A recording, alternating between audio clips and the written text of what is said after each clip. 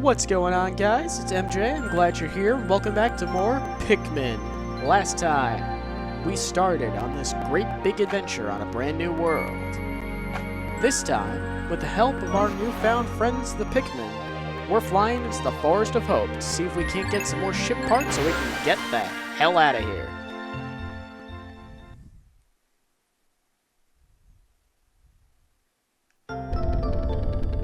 And here it is. One of the most iconic songs in all of Pikmin, besides the End of the Day song.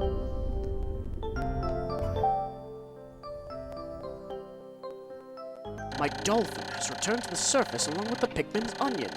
Being alone on this strange planet makes me somewhat uneasy. So I shall call the Pikmin out of the onion. All you need to do is stand in the light beneath it, press A. So we got a lot of stuff to discuss and not a lot of time to do it. First and foremost is that keyword, time. You'll see right above the onion here, you're going to see something that's considered a clock in this game. You have 13 minutes every day. This game is similar to a real-time strategy. And once those 13 minutes are up, you got to make sure you have all your Pikmin with you, or else you are going to, well, not have a good time. Other than that, we saw the interface for the onion, where you can call out Pikmin, as many as you need. I can put one in, take one out. That's about all we have for right now. But, right over this way, look at that. It's a pellet, and it's not red. We'll get into that a little later. Right here, we've got our first enemy. Okay. A bramble gate. These are just time sinks, because, you know, real-time strategy, there's going to be a certain degree of puzzle solving to it, at least in this instance. And let me just say this. As a guy who never really got into real-time strategy, I've played XCOM and, unfortunately, Halo Wars once and very little else, I find Pikmin to be very engrossing. I feel like the environment, the level design, all of that lends itself to being more interesting than the average RTS. But what would any wild planet be without its local wildlife? Behold, our first enemy, the Dwarf Bulborb. All you're going to want to do is throw your Pikmin on top of him. Simple as that. Head on over. Do the same to this poor sucker. And that's the end of that chapter. Now, we get into this rather morbid bit of Pikmin, where, you know, nature. So the Pikmin will carry the enemies back to the base, as they do. And you might be wondering what they're doing up there.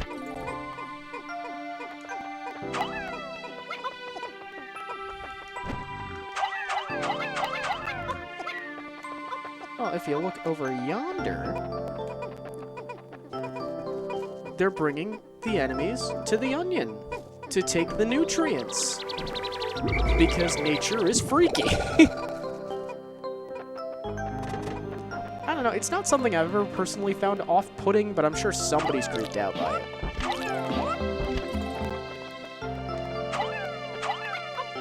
No. See what I mean about Pikmin being kind of stupid? Now, right over here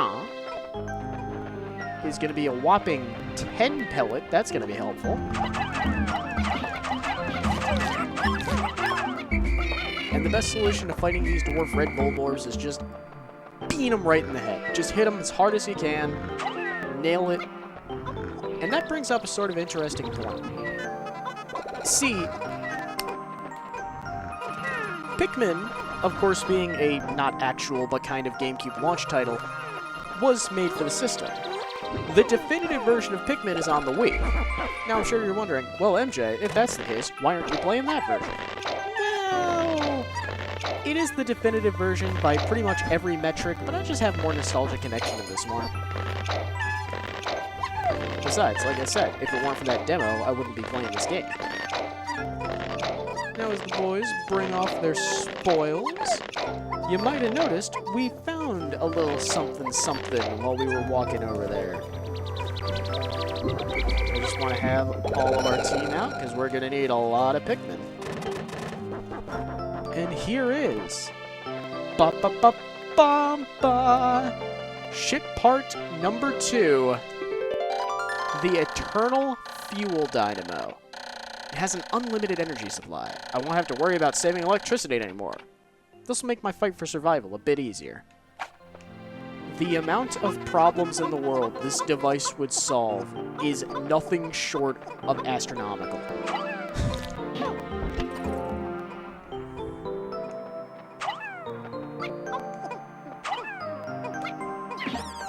Right over here, we've got our first big enemy, the Spotty Bulborb. Do not mess with that guy unless you have a big team on your side. And I'm talking massive. These 40 will be fine, a couple of extra, and of course the ones we're going to pluck. And tell you what, how about I cut to once that's all said and done? Alright, sound good? Good.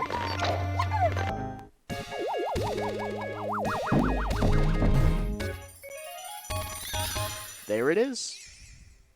Eternal Fuel Dynamo. This should light things up. No more candles for me. I've now recovered 2 out of 30 parts. If I can find just 3 more, I should be able to increase my ship's capabilities. Alright.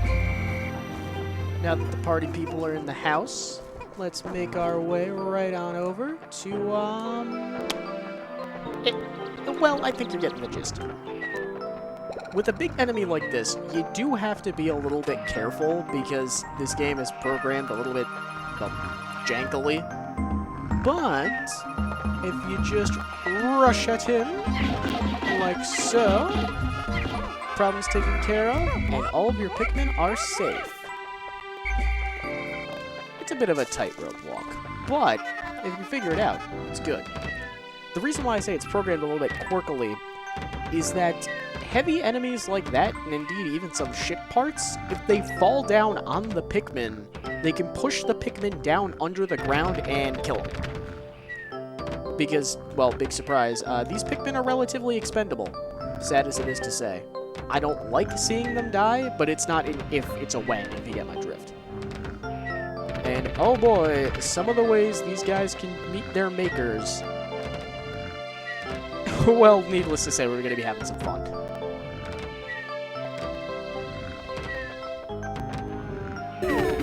Now, right over here, we got the baby Bulborb here, who, if you let that thing scream, it'll wake up its mother. And if it wakes up the mother, well, let's just say you're not Ted Mosby in this circumstance.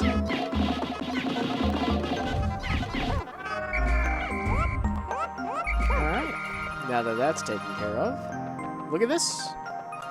Methinks we've got a future ahead of us. Hello. Yellow.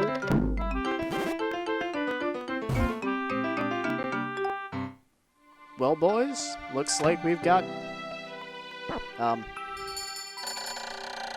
clock has indicated the coming of noon. From now on, I must pay close attention to my sun meter on my monitor and choose my actions accordingly, so it's best for me to review my monitor's data.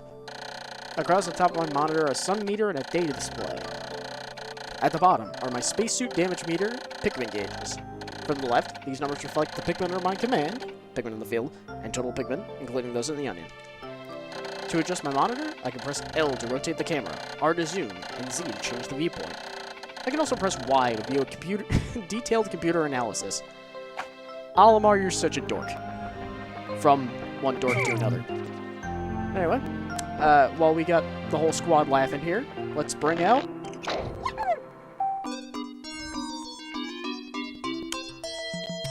I am never going to have another secret again, am I? The color is different, but it seems to be a Pikmin nonetheless.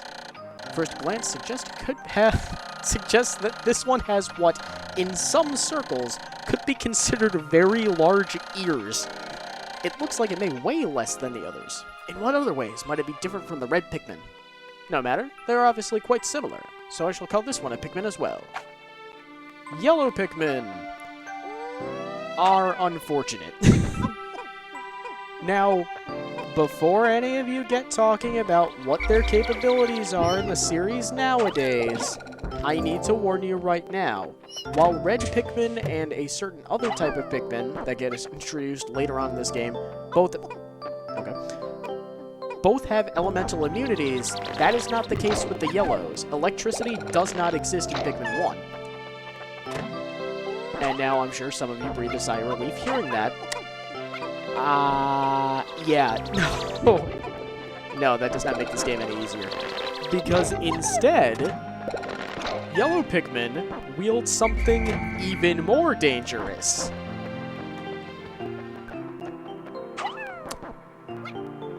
Now,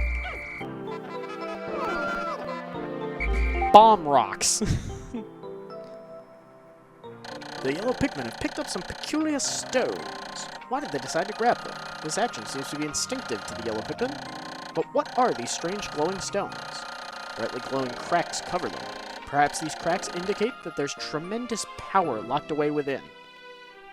This merits further research. Olimar, no matter what research you think you're gonna perform, it is not gonna end the way you want it to. These things... The glowing rocks the yellow Pikmin picked up seems to be explosive stones. Perhaps they know that these stones can be used as powerful weapons. The bomb rocks are dangerous, so I must take care when using them. But they should be able to blast open the stone walls that block the pathways. I may even be able to use them against some of the wild creatures. I must be vigilant. Pikmin I dismiss by pressing X can bring their bombs when I call them back. Pikmin I throw by pressing A drop their bombs when I call them back. Keep clear of the explosion. When I touch Pikmin directly, they keep their bombs and fall in line. I'm gonna be blunt here. That entire system Olimar just mentioned does not work. I know exactly what he's talking about, and there are specific instances where you need to rely on that, but it's so touch and go that you really don't want to risk it. It's really, really tough.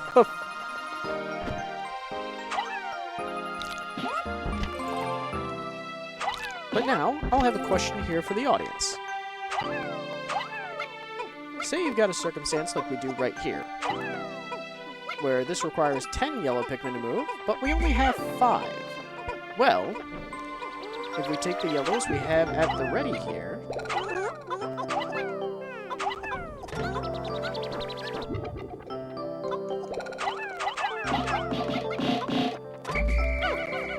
and make sure we have enough reds on it so that it can move, it'll go to whichever has more holding it. And if there are 5 and 5 in red and yellow, it's kind of random. I've heard that there's some sort of science to it, that it might go to whichever has the lower population, but in my personal experience, that seems to be a bunch of nonsense, so... But, now, we're going to want to take our yellows.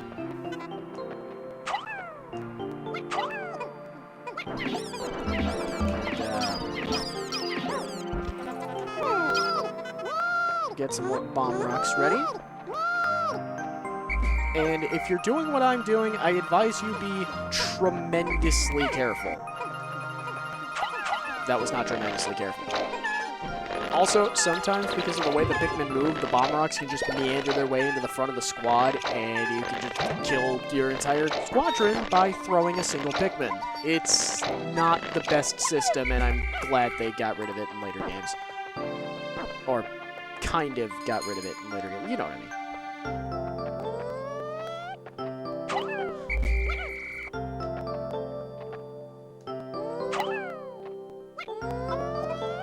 Now I just want to get... Now, I will also warn you, you're not going to need yellow Pikmin for a lot of stuff. There's 2 or 3 specific things that come to mind. But overall, not the biggest problem if you don't have a ton of them.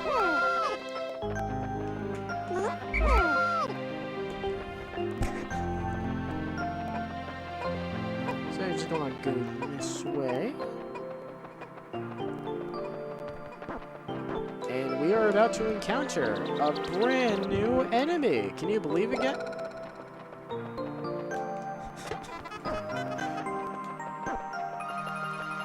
Can you believe it, guys? Bulborbs. They're here. No, actually, we're talking about these suckers. Male sheargrubs. They are the worst. they're easier to deal with in future games, but in Pikmin 1 specifically, one of these guys gets access to one of your Pikmin, you will lose it. There is no going back. I've made yet another Pikmin-related discovery. Just when I thought I was about to exceed 100 Pikmin in the field, the onion stopped expelling seeds. Yet the total number of Pikmin continued to climb. It seems that once there are 100 Pikmin in the field, the subsequent seeds get stored inside the onion. Thus, no more than 100 Pikmin can be in the field at any one time. Oh, well, that's not how I expected that to go, but it did. Oh, yeah, so that's what I was talking about.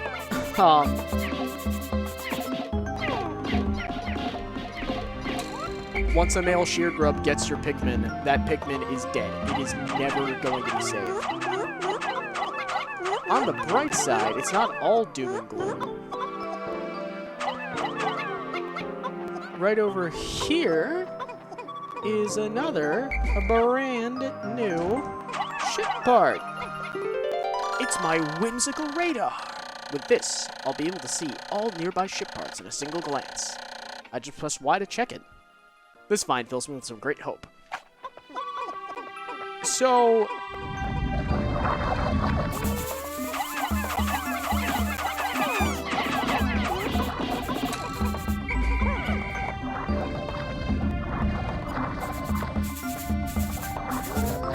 right here, we got another variant of the stone wall.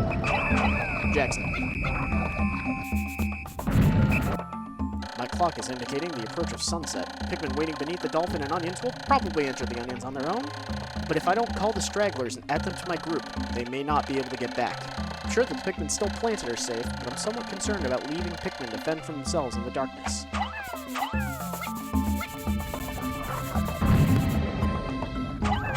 So one more thing I'll warn you about.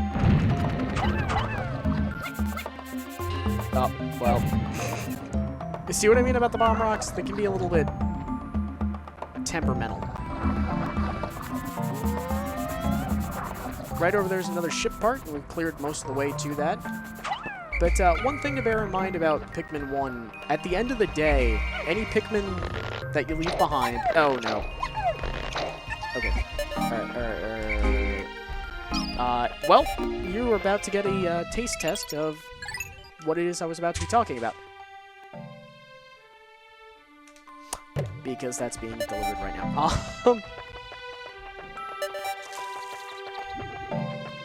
So, any enemies that you don't collect will not stay into the next day, unfortunately. It's one of those quirks of the game. Also, you want to make absolutely certain that all of your Pikmin are with you, because otherwise, they could meet their makers, and I'm afraid that... Oh, well, look at that. We had a red Pikmin tripping in the ending cutscene.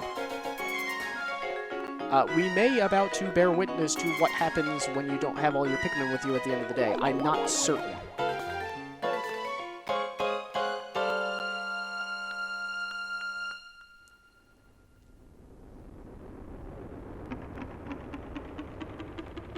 No, I got them all. Okay. 2 days since impact.